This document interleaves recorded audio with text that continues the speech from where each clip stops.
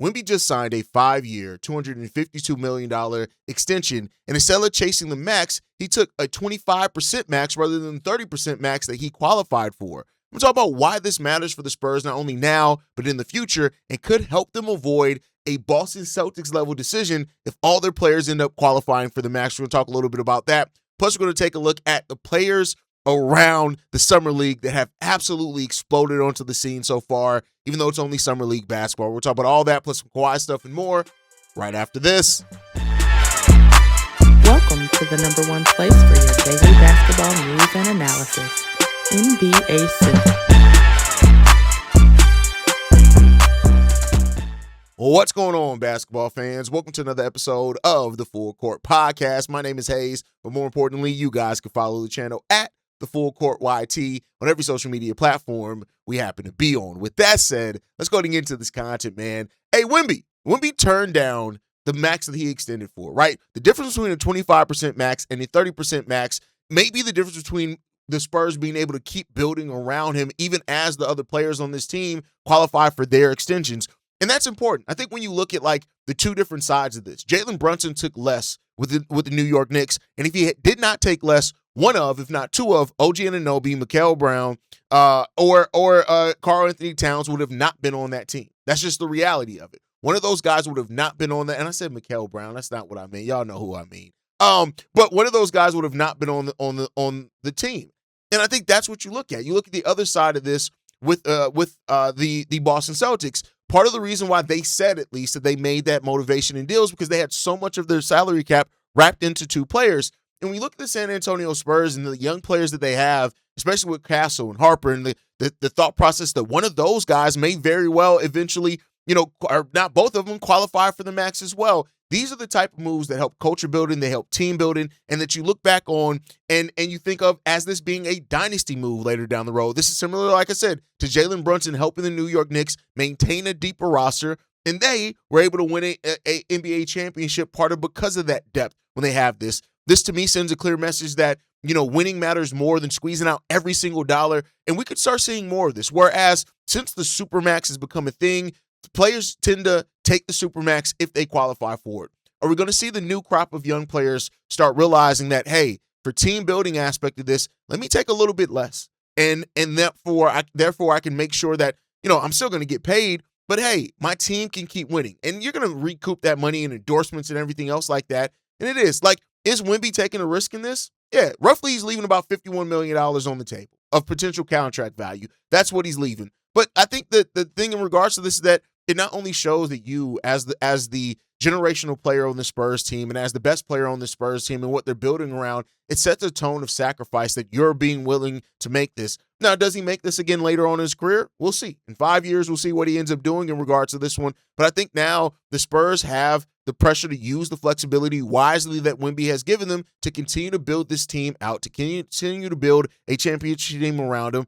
And so, in a time period where it seems like players try to squeeze every single possible dollar out of every contract, players like Jalen Brunson, players like Wemby, if they keep building this type of sacrifice, you're going to see this happen more, and players may start realizing this may be what you have to do if you want to be able to win long term. And so Wemby gave the Spurs a gift. Now let's see how they use it, right? And I do think in regards to this as well, that flexibility, it's a smart long-term build. It's a smart plan. It sets the Spurs up beautifully to do it, right? You're now playing ahead for Stephen Castle's extension in 2027. Harper's going to have an extension in 2028. And so now gives the Spurs a little bit more breathing room to prepare for those contract extensions because they're coming right around the corner. Each of the next 2 summers, past this summer, you are going to have major contract extensions, and not just good players on your team, but players that are part of your culture, your core, and that could be, hopefully a championship core eventually as well. And so flexibility, as I say with all these teams, and when we talk about flexibility, it only matters so much if you use it right? And as this continues on, seeing how they keep the right role players around these guys, like hopefully you're hoping that Castle and Harper and Wemby form like that 3-player core that's a championship core together. But you still have players like Carter Bryant, or you drafted Terrence Reed, Jaden Quantins, right? Like, so you're going to have to continue to be smart around it, but that's what this flexibility gives you, right? You don't want to waste Wemby's prime. anyway. Then now on top of it, Wemby is already taken less for you to continue to build around him, and you have to do it. Wemby has already proven himself to be one of the most valuable franchise pieces in the NBA. That's just the reality of it. Yeah, the Spurs disappointed in the finals. There's no doubt about that. They were a young team. I think they're still ahead of schedule, all that type of stuff.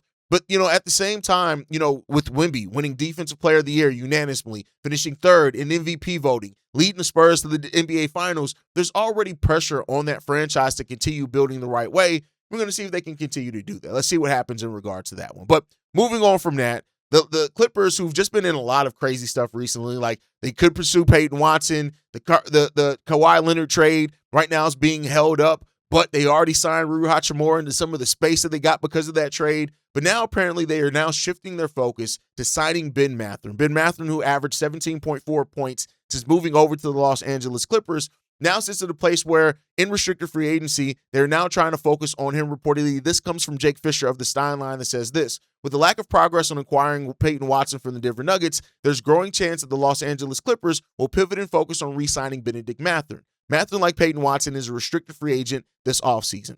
So we'll see, right? Like, there hasn't seemed to be very much buzz or interest in Ben Mathurin on the market. So, the Clippers, while they explored other avenues and were trying to get in the Peyton Watson deal and all type of stuff like this, you now get to keep a young piece that has tons of upside. And with where the Clippers are right now, as I've said many times before, this is where you want to take the opportunity to see if any of that upside bites. If it does bite, great. If it doesn't, you move on. That's the reality of it. So I think that Ben Mathurin is going to sit in place to get a pretty decent deal. He's probably not going to get a huge deal, and he may not get the full 5 years, right? He may end up signing like a 3-year deal, maybe a 2+1. We'll see what happens there. But the Clippers are right to take a shot on him and to see what they look like, what he looks like, and how he can continue to develop. He's going to have a lot of shots now with the change in direction with this Los Angeles Clippers team. And so you get to see what Ben Mathurin has in store for him. But I still think like the Clippers still do want to be careful, right? Because he hasn't generated the major outside interest. It says something about his market, which means that you don't have to overpay to keep him. And even if you're pivoting towards Ben Mathurin because Peyton Watson is too expensive of a cost in the signing trade or whatever else it is, then you're maintaining some long-term flexibility in regards to that one. Peyton Watson may be the better long-term upside swing. He may be that. But the cost value of that is what you have to ask yourself, right? Risk tolerance is a question that I always throw out in regards to this one. And the risk tolerance with Mathurin is a little bit lower, right? Because you don't have to pay him as much. He's already in the building. He's already shown that he can play at the NBA level. You're trying to see how good he can be long-term. And that's the question when it comes down to it. Now, with that said, I do want to talk about some of the Summer League standouts so far. And I know, I don't do this a lot. I really do try to stay and keep off my Chicago Bulls stuff off the Full Court podcast, but fuck it. Caleb Wilson scored 35 points in his Summer League debut, so he's going to be the first one that I talk about.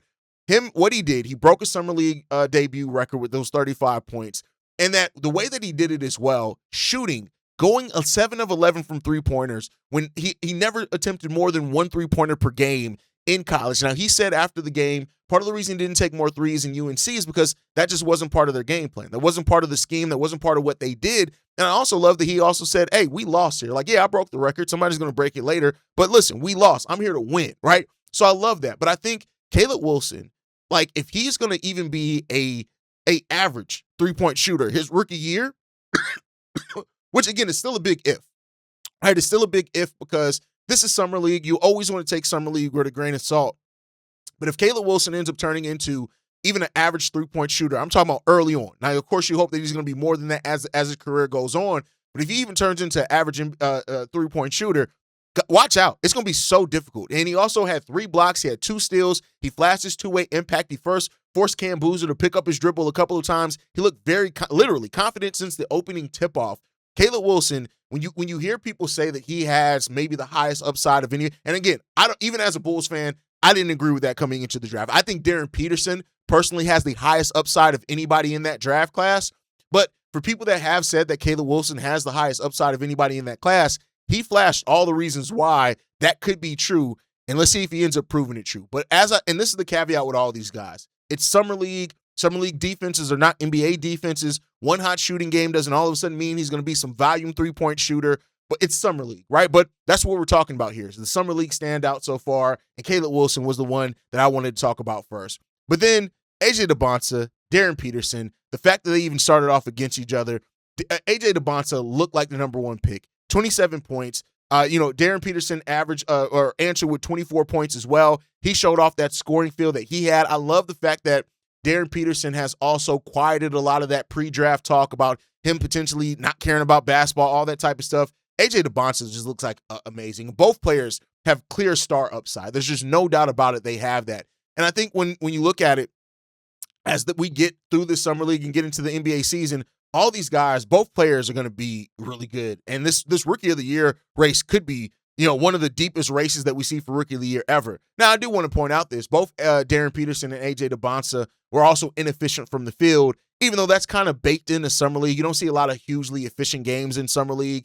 And summer league shot diets are going to be messy anyway. Like, they're going to be messy. Like, shot diets in summer league are like playing in a rec league and kind of like in the Drew League for some. Like, it is, well, I think the Drew League is the even higher quality brand of basketball than summer league, right? So, it is what it is. The regular season is going to expose a lot, but you look at the 27 points from AJ DeBonta, look at the 24 points from Darren Peterson, look at the fact that they went up against each other, all that type of stuff. Rookie of the year is going to depend on role, it's going to depend on usage, and the team context is also going to play a big role into that. But all that doesn't matter in summer league. Both these guys have hugely stood out. The inefficient shooting matters, right? But I think right now in summer league, you want to see the confidence most. And between Caleb Wilson, AJ DeBonta, and Darren Peterson, all these guys showed an extreme amount of confidence as well. Cam Boozer even too. Cam Boozer, played his fourth summer league game, even though it's the first one of the Las Vegas summer league, and he had a solid stat line as well. The top four players in this draft are going to be so good. I think all these guys have a case to be multi-time all-stars when it comes down to it. And we'll see. It's going to be a battle and a talk for these guys as it keeps going on, and you got to love that one. Then also, let's look at some of the other performances that matter as well. Yaxel Lindenberg showed off his scoring, rebounding, and passing, which is great to see from Yaxel Lindenberg. He's on a team as well in the Golden State Warriors that are going to be trying to win right away and contend for a title. I think Yaxel and what he's been able to do, the 21 points, 10 rebounds, already shows. He had that Thursday night against the Dallas Mavericks. He also had 6 assists. His ability to not just create shots for himself, but create for others and the rest of the team, that's going to fit in really well with what the Golden State Warriors do. And I know they have their pursuit of LeBron, and, they call Yaxel Dominican LeBron, which is funny enough. Yaxel Lindenberg, man, this guy is going to be really good, I think. I think his floor is really high. And even though he's an older prospect in this draft, I think he went to the right team for that because, he's going to be able to contribute right away at that forward position. I think they're going to really love what Yaxel Lindenberg brings. Darius Acuff as well. He scored 19 points, had 7 assists against the Los Angeles Clippers. And I like this for him as well because, a lot needs to be said about it. He shined in the California Classic Summer League games as well. He's a little bit more efficient tonight as well. He's going to have to be a better shooter, though. He's shooting 30% with 20 shots. That's just not going to cut it, right? So he's going to have to get more efficient. Right now, he's just filling it up. But like I said, Summer League diets are a little bit messy anyway. And Darius Acuff is a player that at least, no matter how you feel about him defensively, he's going to fill it up. He's going to absolutely fill it up on the offensive side of the ball. And I think that Darius Acuff is going to continue to just shine. The Summer League is made for players like Darius Acuff to really shine. He's going to take advantage of that. Next up, Morez Johnson. Hey, listen, Morez was somebody I definitely wanted the Chicago Bulls to draft. The Dallas Mavericks went on him a little bit early in regards to that one. He had 27 points, 8 rebounds. Now, they did have a 10-point loss to the Golden State Warriors. He also had 2 blocks as well. But I think when you look at the Mavericks, they need that interior presence. And him and Cooper Flagg, along with Kyrie Irving, who's going to be returning, they got some talent down there in Dallas. And I like what they're building. I think, I kind of expected Dallas to go after a long-term guard to pair with Cooper Flagg with that pick. But I tell you what they were able to get in Morez Johnson, he looks like he's going to be an absolute stud for this team. I don't know where he's going to fall in the depth chart with P.J. Washington, Derek Lively, and Daniel Gafford still being there. But watch out for Morez Johnson to make an impact because this kid is good. I think the world of Morez Johnson. I think he's going to be a really good player. As long as they continue to invest in that development, he's going to be good. Next up, Terrence Reed Jr. Terrence Reed Jr., who got drafted by the San Antonio Spurs. He had a double-double, which is really good with it. 14 points, 10 rebounds he had. And he had the type of performance that I think he's going to work his way up that depth chart. The Terrence Reed Jr., Victor Wembanyama minutes make me so excited to see those minutes go on. You got a guy that's going to he's going to bring that toughness. Terrence Reed is just a tough son of a bitch, and you like that guy in it. And I think you look at that production that he can have in the front court with Wemby. it's hard not to get excited about that. Just as a pure basketball fan, he's a guy that really does stand out a lot as well in that. And then we have a couple of players that are actually going into their second seasons, and Johnny Broome with the Philadelphia 76ers. This guy, I think, especially with now them getting Jaylen Brown in there, we'll see. He played only 11 games his rookie year, but I think in regards to this one, what he did on Thursday, 19 points, 13 rebounds. I think that is, this is a guy that's looking to break that rotation next year for the Philadelphia 76ers, and he could. This is a guy that's a two-way player. He can connect as well. I think this is a guy, like, one of his biggest criticisms that he's not an elite scorer, but I don't think you're going to need him to be an elite scorer with the Philadelphia 76ers. This guy is the guy that really shapes up to be the perfect kind of role player that can play off stars. I really like Johnny Broome there as well. And then lastly, Liam McNeely, another guy. You look at him, his rookie year, shooting 40% from three-point range his rookie year on a very small sample size. Look at how they may need even more shooting next year. He went 7 of 8 from deep on Thursday as well, finishing with 28 points. And summer league is a weird summer sample size, but I think Liam McNeely really does stand out because that's the type of performance that the Charlotte Hornets are going to need for him as well. They need players to step up to provide that spacing with LaMelo Ball gone. I know that they drafted Christian Anderson. Providing spacing for him is going to be a really good thing. And so now looking at Brandon Miller, Con Knipple, Naz Reid, Kobe White on that team as well. And you have a player like Liam McNeely who can provide some much needed shooting depth as well coming off that bench. Look out for this guy to have a big season next year. But that's going to do it for today's episode and my list. Let me know who stand out in Summer League for you guys so far. How do you feel about Wemby taking less money? Sound off on all that down below in the comment section. Make sure you guys like the video, subscribe to the channel, hit that notification bell so you never miss an episode or an upload. You can follow us at The Full Court YT on every social media platform. You can send us any feedback, questions, comments, concerns, NBA Central Show at gmail.com. And then lastly, if you want to leave a text message and or voicemail for the mailbag, the number to do so, 773-270-2799. We're the #1 spot. And really, call in on that. I want to do a mailbag episode here in the Full Court. I've never been able to do one because nobody really calls in and leaves a voicemail. Call in, leave that voicemail. I really want to do and hear you guys' thoughts around the NBA. But like I like to end every episode on, I see you guys the next time I feel like making an episode. Probably tomorrow. Peace, y'all. Been a presentation of the Breaks Media.